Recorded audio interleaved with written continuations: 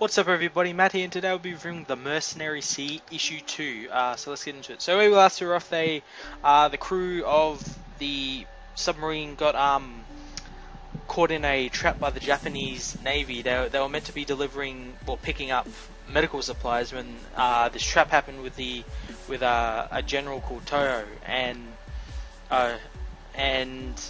they get into a big fight, and Harper and his men. So he sends his dog Friday over. The dog mauls the shit out of a bunch of guys. They end up shooting a bunch of the guys, and then one of Harper's men gets on the massive cannon and fires a flare shot at him, and and that puts him in the water with all the sharks. They end up all surviving anyway, and they surrender and everything. And as Harper's being patched up by his doctor, we find out that his ship's pretty much fucked. As the engineer says, she says the stick and rudder of the submarine are basically Swiss cheese. We need some money to fix this, and just so happens that the CIA spy guy that he met last issue happens to have a mission that will pay very well for him. Just coincidence.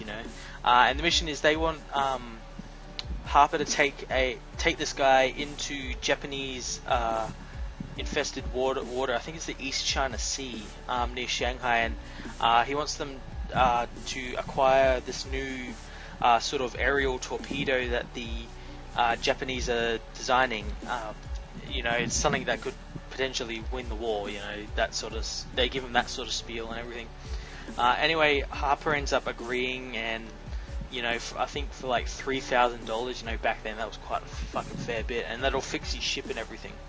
He gets the ship fixed, and they're ready to sail off. Only the Japanese woman he met in the, I guess the bar brothel type thing in the last issue, she's actually double agent, I guess. She goes and reports to this other Japanese guy who is in command of a Morse code radio, and he sends a message to a guy called Captain Tono and his warship, and they end up going to the exact place where where Harper's submarine will emerge, and that's where the comic ends.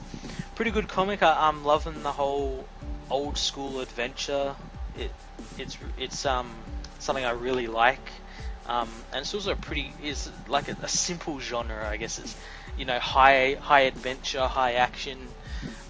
It's pretty fucking cool. I'm loving the art as well. As I said last issue, really reminds me of Archer, which is a show I love. But yeah, the art's so cool, and it feels right. For this type of genre. It just I don't know what it is. It just feels right. I guess because it's pretty colourful and everything. But yeah, it's a good comic. I'm going to give it a 9 out of 10.